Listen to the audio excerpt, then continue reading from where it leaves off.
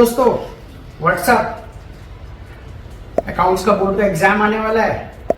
सब पेपर पूरा नहीं होता, पेपर पूरा हो जाता है बट कुछ सिली मिस्टेक्स हो जाती हैं। पेपर छूट भी जाता है और सिली मिस्टेक्स होने से नंबर भी कम हो जाते हैं। बच्चों, कोई टेंशन नहीं लेने का, एग्जाम का कोई प्रेशर नहीं लेने का। आज हम कुछ इंपॉर्टेंट टिप्स डिस्कस करते हैं जिससे हम अपना पेपर टाइम से भी पूरा करेंगे और इन टिप्स को यूज करके कम से कम 10 नंबर आप अपने बोर्ड्स के एग्जाम में बढ़ा सकते हैं। आओ चलो जानते हैं किन छोटे छोटे टिप्स को यूज करके हम अपने कम से कम 10 नंबर बढ़ा सकते हैं और टाइम से पेपर भी फिनिश कर सकते हैं। तो पहला पॉइंट है, पहले 15 मिनट रीडिंग टाइम। उस रीडिंग टाइम में आपने अपने क्वेश्चन पेपर को बड़े केयरफुली रीड करना है। केयरफुली रीड करते हुए किन बातों को ध्यान में रखना है? पहले 16 क्वेश्चंस एमसीक्यू वाले, उनको बिल्कुल नहीं पढ़ना। क्या पढ़ना है?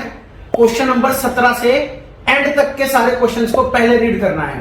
पहले 16 एमसीक्यू क्वेश्चंस को रीड करने की कोशिश भी मत करना। पहले लॉन्ग क्वेश्चंस को पढ़ो। क्वेश्चन की क्या रिक्वायरमेंट्स है, क्या डिमांड है, क्या मांगा गया है, उसकी तरफ विचार करो। उन चीजों को अंडरलाइन करो क्वेश्चन पेपर में जिन चीजों के लिए क्वेश्चन की स्पेसिफिक रिक्वायरमेंट्स हैं। और हम कोशिश करते हैं एमसीक्यू पढ़ के उनके क्वेश्चंस को सॉल्यूशन को सॉल्व कर लें और आगे पीछे से पता कर लें कि भाई इसका एमसीक्यू का आंसर क्या है।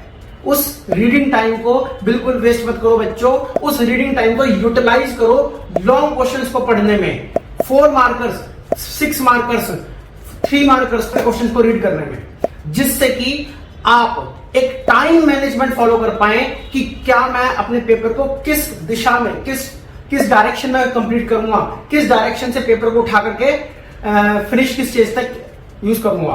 उस 15 मिनट को इस तरीके से यूटिलाइज करना है कि आपने सारे क्वेश्चंस को केयरफुली रीड भी कर लिया और सारे आंसर्स को किस डायरेक्शन में कंप्लीट करना है उसके लिए एक पाथ भी बना लिया। दूसरा पॉइंट, पेपर स्टार्ट होने के बाद जब आप लिखना शुरू करेंगे, पहली 4 से 5 आंसर शीट्स को ब्लैंक छोड़ दो। सर ये आंसर शीट्स क्यों ब्लैंक छोड़नी है? आंसर शीट्स ब्लैंक इसलिए छोड़नी है कि पहले 16 क्वेश्चन हमें पहले सॉल्व नहीं करने। सारे 1 मार्कर्स एमसीक्यू क्वेश्चंस को स्किप कर दीजिए। स्टार्ट करना है क्वेश्चन नंबर 17 से। क्वेश्चन नंबर 17 से एंड तक का सारा पेपर पहले सॉल्व करना है, एमसीक्यू को लास्ट में देखेंगे। ऐसा क्यों? बच्चों, पेपर कंप्लीट करने की दिशा में हमारा महत्वपूर्ण स्टेप ये होना चाहिए कि सारे क्वेश्चंस जो हमें आते हैं पहले वो करें, बट एमसीक्यू को छोड़ करके।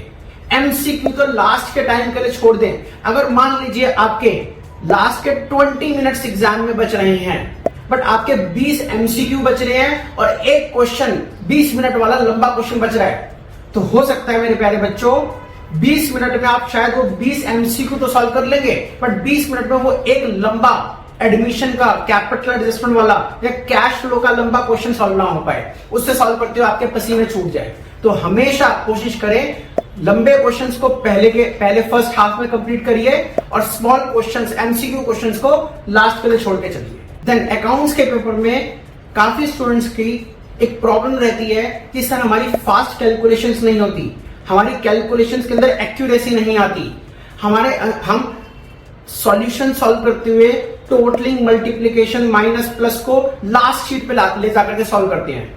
बच्चों, इस चीज का सबसे सिंपल सॉल्यूशन ये है, आपको यूनिट्स के न्यूचे यूनिट्स, टेंस के नीचे टेंस, 100 के नीचे 100, 1000 के नीचे 1000 लिखने हैं, लैक्स के नीचे लैक लिखने हैं। यानी कि आपको सिमेट्री में सारी न्यूमेरिक फिगर्स को लिखना है। यूनिट्स, टेंस, 100, 1000, 10,000 को आपने सिमेट्री में एक सिंक्रोनाइज करके लिखना है जिससे कि आपको टोटलिंग या माइनस करते हुए कोई प्रॉब्लम फेस ना करनी पड़े। देन कुछ डिस्कस करते हैं बात प्रेजेंटेशन या डिस्क्लोजर पार्ट की। हमें क्वेश्चन को सॉल्व करते हुए कुछ वर्किंग नोट्स बनाने होते हैं। अब वर्किंग नोट्स बनाते हुए हमें कुछ जर्नल एंट्रीज बनानी पड़ती हैं, कुछ लेजर अकाउंट्स बनाने पड़ते हैं वर्किंग नोट्स में। तो क्या सर हमें प्रॉपर फॉर्मेट्स उन वर्किंग नोट्स के भी फॉलो करने हैं? नहीं बच्चों, वर्किंग नोट्स में आपको कोई प्रॉपर प्रेजेंटेशन की जरूरत नहीं है। सिंपल फॉर्मेट्स बनाइए, जल्दी से बनाइए, उसके अंदर हैंडराइटिंग की भी इंपॉर्टेंस नहीं है, उसके अंदर प्रॉपर फॉर्मेटिंग की भी जरूरत नहीं है। सिंपल एक लाइन बनाइए और उसके अंदर अपने फॉर्मेट्स को बना लीजिए, अपने वर्किंग नोट्स कंप्लीट कर लीजिए। उसके कोई मार्क्स ना कटेंगे ना एक्स्ट्रा मिलेंगे। सिर्फ वर्किंग नोट्स का क्या रोल होता है कि बच्चे ने कहीं से चीटिंग नहीं करी, सॉल्यूशन सॉल्व करते हुए अपने आप उसने इस क्वेश्चन का सॉल्यूशन सॉल्व किया है, आगे पीछे से किसी की हेल्प नहीं ली है। जब हम प्रेजेंटेशन की बात करने हैं तो जब हमें मेन आंसर फ्रेम करना होता है तो उस समय प्रेजेंटेशन के लिए सर हमें क्या पेंसिल स्केल को यूज करना है, जर्नल लेजर के फॉर्मेट बनाते हुए क्या पेंसिल और स्केल को ही यूज करें? जी हाँ बच्चों, अगर आपको दूसरे से बेहतर दिखना है तो आपको फॉर्मेटिंग प्रेजेंटेशन पेंसिल और स्केल को यूज करके ही बनानी चाहिए। आपको अपने कॉम्पिटिटर स्टूडेंट से अगर बेहतर दिखना है तो ध्यान रखना आपकी प्रेजेंटेशन पीक पे होनी चाहिए। जैसे आप अपने आप को तैयार करके एक पार्टी में जाते हैं, इसी तरीके से एग्जाम में आपको अपनी आंसर शीट को तैयार करके पेपर चेकर के पास पहुंचाना है। ऐसा ना हो कि आपको आता सब कुछ हो बट आपकी प्रेजेंटेशन की वजह से मार्क्स कट जाए। तो do take very good care कि आपकी प्रेजेंटेशन पेंसिल स्केल से अच्छे फॉर्मेट में नीट एंड क्लीन तरीके से बने। कई बच्चे ब्लंडर मिस्टेक करते हैं, जैसे इंग्लिश बिजनेस स्टडीज के पेपर में रफ मार्जिन के लिए दोनों साइड्स में जगह छोड़ते हैं, ऐसे अकाउंटेंसी के एग्जाम में भी दोनों साइड्स में मार्जिन की स्पेस छोड़ के चलते हैं। क्या हमें अकाउंट्स में ऐसा करना चाहिए? बिल्कुल नहीं। अकाउंट्स के क्वेश्चंस को सॉल्व करते हुए बच्चों रफ मार्जिन की जरूरत नहीं है। कुछ बच्चे क्वेश्चन के ऊपर टॉप पे छोटी छोटी सी कैलकुलेशन कर रहे होते हैं, क्वेश्चन के नीचे कर रहे होते हैं, क्वेश्चन के साइड में कर रहे होते हैं, कभी पेंसिल यूज कर रहे हैं, कभी पेन यूज कर रहे हैं। नहीं बच्चों, आपने मिस्टेक्स नहीं करनी है। आपका आंसर बिल्कुल क्लीन क्लियर लेजिमेट होना चाहिए, इतना साफ सुथरा आंसर होना चाहिए कि बच्चा कि टीचर बिल्कुल टिक करे, आंसर के नंबर दे और आगे बढ़ जाए। आपकी शीट को कम से कम टाइम डिवोट करके मैक्सिमम मार्क्स मिल जाए, ये आपकी कोशिश रहनी चाहिए। उसके लिए कोई भी कैलकुलेशन करनी हो, वर्किंग नोट्स के अलावा कोई भी काम करना हो, आंसर शीट की लास्ट शीट पे जाइए, वहां पे काम करिए। कभी भी रफ मार्जिन अकाउंट्स में यूज मत करिए।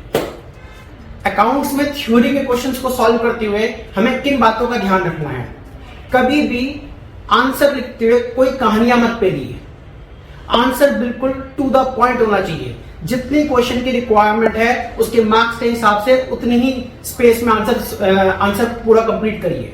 ऐसा ना हो कि 1 मार्कर हो आप 2-2, 3-3, 4-4 लाइनों में आंसर दे रहे हैं। 1 marker to the point, 1 line 2 line में मैक्सिमम आंसर कंप्लीट हो जाना चाहिए। कोई एक्स्ट्रा ओवर राइटिंग करने की जरूरत नहीं है, कोई ऐसे टाइप आंसर देने की जरूरत नहीं है। टू द पॉइंट बात करो, क्लियर बात करो। कोशिश करो कि जो मेन आंसर है, की पॉइंट्स हैं, उस की पॉइंट को बोल्ड में डबल मार्किंग कर दो, जिससे टीचर को एकदम से क्लियरली दिखे कि ये इसका मेन आंसर है। बस बच्चों इतनी सी बात है। इन थोड़े से पॉइंट्स को माइंड में रख लिया तो यकीन मानना आपके 10 नंबर तो कम से कम बढ़ ही जाएंगे एग्जाम्स में।